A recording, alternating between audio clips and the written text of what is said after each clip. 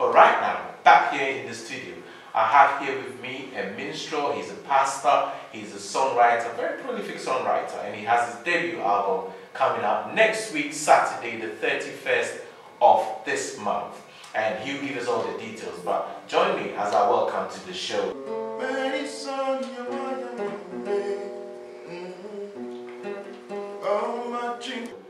PK Boadi. Right, I'll tell you what the PK means, or he'll tell us what the PK means. Welcome. Thank you. Pastor Kingsley Boadi. Right, okay. It's very good to have you here on the show. Thank you. Listen, if you're just watching us and you're thinking, what's going on here? We're wearing the same shirt. This wasn't planned, but I tell you what, I only came into the studio with one shirt, so I could not change. It's like having football teams on the opposite sides wearing the same jersey and not having, you know. But hey, it's all good. It's all good. It means we're playing for the same team, you see. All right, that's brilliant. Listen, welcome to the show. Thank you, Richard. It's good to have you here. And can I just say congratulations to you for your album. Thank you. I mean, I've heard some tracks of this man God's album, and it's absolutely awesome. Well, very eclectic, as people are doing these days. You know, a bit of praise and worship, a bit of you know, a bit of praise and worship there, a bit of African here, a bit of this, and it's quite good. So, for people who've never heard of who Pastor Kingsley Boadi is, or PK Boadi for short, can you just tell us a little bit about yourself and, you know, where you come from and where you are? As you rightly put it, the P stands for pastor. So if someone called me Pastor PK Boadi, that means pastor. Double pastor. Double pastor. Bigger responsibility. You see, mercy for that. Yes. So yeah, so it's Pastor Kingsley Boadi. I was born to a wonderful family in Akotia, Eastern region. I'm the second born to my parents. We are 5. I've got one lovely sister. I grew up there, I schooled there, and then I went to Accra to further my education.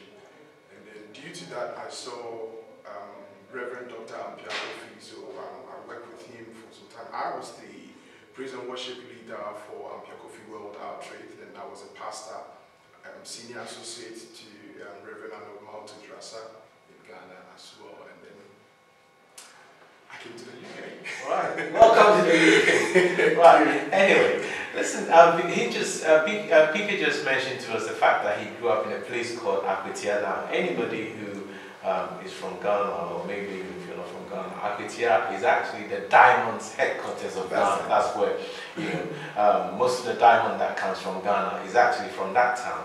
And one thing I've noticed about people that grew up in Akwetia is everybody, one way or the other, from old ladies to very young children, are all involved in some kind of diamond business. So how did PK Boadi grow up? Did you grow up being dealing in diamonds, or? Yeah, I was into it. Can I have a check, please? Come to my office.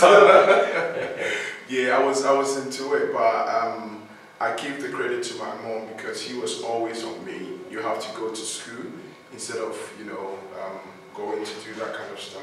She was always go to school, further your education and stuff. And to me, I find it weird because when we go to school, that is the policy there. When we go to school, why do we go to school? We go to school so that, you know, you can have a profession and then bring you some money. And you have the money. At the age of 14, I have money.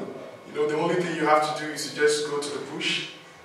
And then that's it. Sometimes you can't just be walking and then you just find something. I know, some people telling me about that. It's absolutely unbelievable. Apparently, because I had a friend who grew up in that area, and sometimes apparently when it rains, you're walking, you know, and then you just pick them. You don't work for it. You just go in and you find it. You go and sell it, big time money. So why do I have to go to school?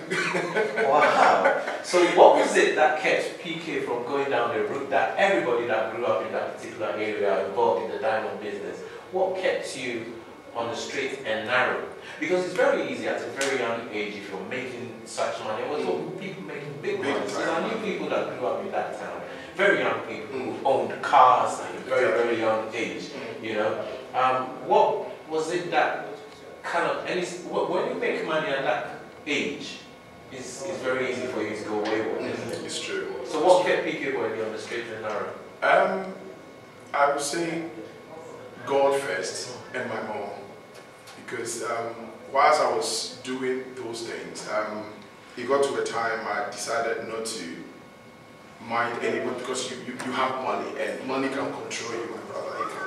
Money will tell you do this, do that, and you follow.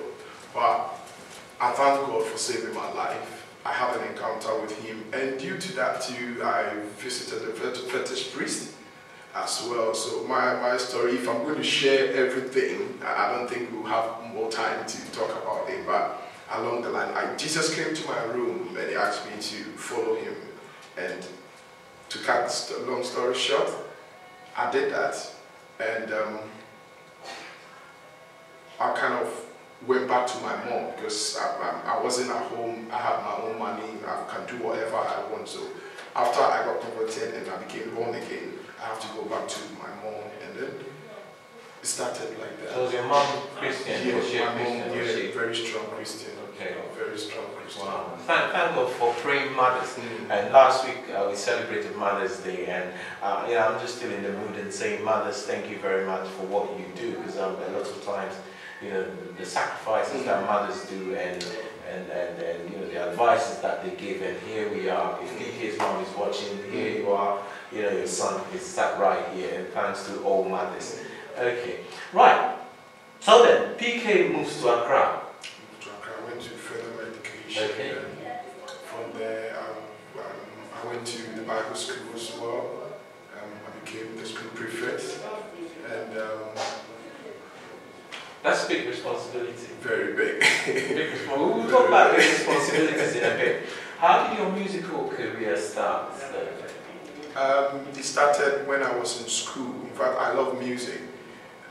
Something happened when I was young. Anytime my mother sent me to go and buy, let's say, Kobe or salt or whatever, for them to, prepare something for us, maybe that is missing in the house and they want me to go. If you send me on Saturday, I go and then maybe there's a funeral or something, and I see a live band, all I'm looking for is... You're distracted? Yes, I won't go home. I will just stand there, just watch it, guitar, I'll just be watching the guitar, just like that. And I knew that at that time, if I don't go home early, they will beat me, you understand? But the love for those things were there, so nothing would just push me to kind of leave that place. After everything, the event or whatever, I'll go home and they will beat me, but the next day, I'll do the same thing. So music was, I would say music was part of me. It was in my DNA. I love music. Anytime I see drums, or anything that has got to do with music, I was always chasing it. When I was in school, I used to lead Jama and stuff when we are doing intercore and other stuff here. So I used to do that. Now, for those of you who don't understand what he just said, Jama was basically, when you have people engaged in sports, you normally have people who cheer them on. So he was a cheerleader. That's yeah. But here I work with House of Faith Pastor Bishop-elect Moses Osuseche.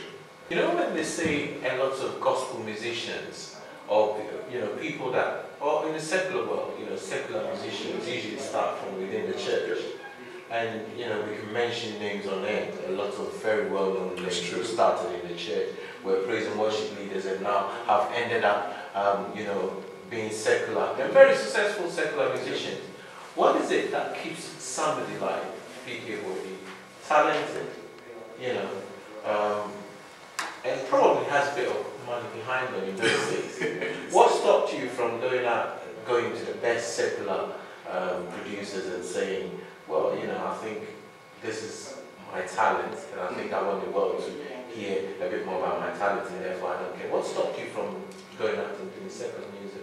I nearly did something like that, because it got to a time I met these guys, Casanova in Ghana, and I love the way they did, because they were also coming from Apatia. So I was talking to one of the guys, but along the line, I was converted and I became born again. And so what I would say is, to me, is God. it's good. I wouldn't say much, and with determination as well, because it's not easy. It's not easy to, you know, take that decision. Say, and because the gospel industry, they don't actually help. There's a lot of challenges. Yeah. I mean, you know, having spoken to a lot of gospel artists, and it takes somebody who's been really called into that ministry to be able to stay. That's true. I mean, you know, people do go through a lot of hassles and obstacles and sacrifices and stuff like that. And that's why I always say we need to support our gospel artists, because these are people, I always say this every week, if you've been watching this show, I always say this every week, people who have dedicated themselves, and lots going through a lot of sacrifices, some of them sacrificing, you know, financially, time with their families, and a whole lot of things, and we need to support them. We really, really need to support our artists, basically. We want to keep them here. We want to keep the talent that the Lord has given unto these people within their house, in the church. So let's talk quickly about your album, My Vow. My Vow. What vow is that? When I was in Ghana, and before I came here, I prayed to God, and I've heard a lot about UK, that sometimes, you know, even looking for a job becomes a problem and stuff. And I'm like, I'm a pastor, and I was doing very well with my bishop and Kofi. We go every month. We are on the run, always doing something for God. And I'm coming to the UK, and so I was scared, and I was praying to the mind of God for Him to direct me. And I was reading something about Jacob when he stole his brother's birthright, and he had an encounter with God, and when he woke up, he said, oh, I didn't know that God was here. So he told God that, Father, if you take me to that place, bring me back, and bless me, I will also do this for you. So that then touched my heart. So he vowed, and I also said, okay, fine. So I was reading about Samuel as well, when Hannah prayed to God, and he said, if you also bless me with this, he vowed to God, if you bless me, I'll also do this in return. So I said, oh, okay, this is true. So it's like you have to do something, commit yourself to something. So I made a vow to God that if you do this for me, you take me to the UK, bless me, and make things easy for me, I will also dedicate my life. As I'm sitting here, if not because I'm always on the run for God, trying to make sure that I serve my God, I would have been a rich man by now, you know, going for overtimes and doing some kind of jobs to get money. But I'm not bothered, because it's a vow I made to Him. And I've not been here for long, but I can tell you of the fact that God has really blessed me. I'm a happy man. And for the fact that I've been able to fulfill this, I am happy.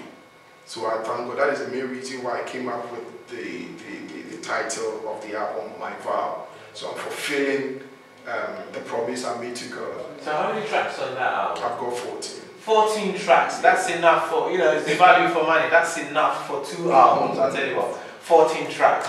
But anyway, the album is being launched next Saturday. So tell us where this album launch is taking place.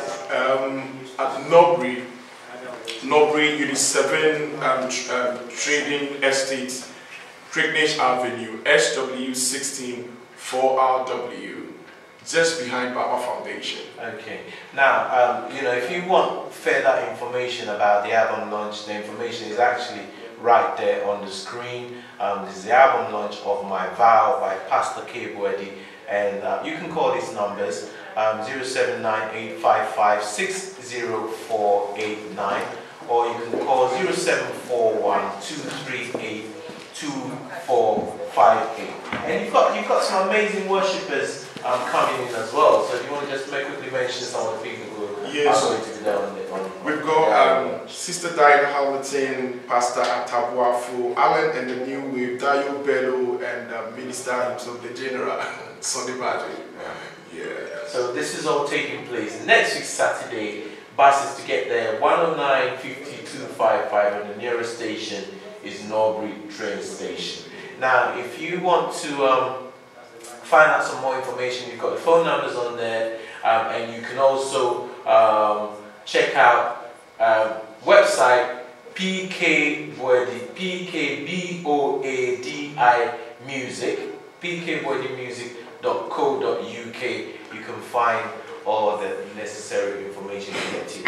Now, let's go and support this man of God. We are all kingdom people, you know, so let's just go there. If you live around Norbury, if you live in London, if you live in any part of the UK or from Europe, just come down next week, Saturday, and let's just bless the name of the Lord. So, just briefly, tell somebody out there, that's your camera, just tell them, what should they expect on Saturday and why should I bother coming? Just tell them, I know the Lord has placed something on your heart. Yes, I want everybody to come and support me on 31st of March 2012. That's next week. And I can't promise you what is going to happen, but the only thing I can tell you is that God the Father is going to be there, God the Son is going to be there, God the Holy Ghost is going to be there. And I want to see you there as well. I want you to come because the night is going to be a night of elevation. It's going to be a night of divine blessing. When you come, you're coming to support the Boadi Gods. And when you do it, I believe that God will use my ministry also to be a blessing to you. So I'm expecting you. I want to see you there. I hope you are coming. God bless you. Amen. God bless you to Pastor Boadi. So thank you very much for making it here. We hope to see you the next Saturday. And hey, all the best. Thank you. And I know the Lord is going to use you. So that was Pastor PK Boadi. And right now,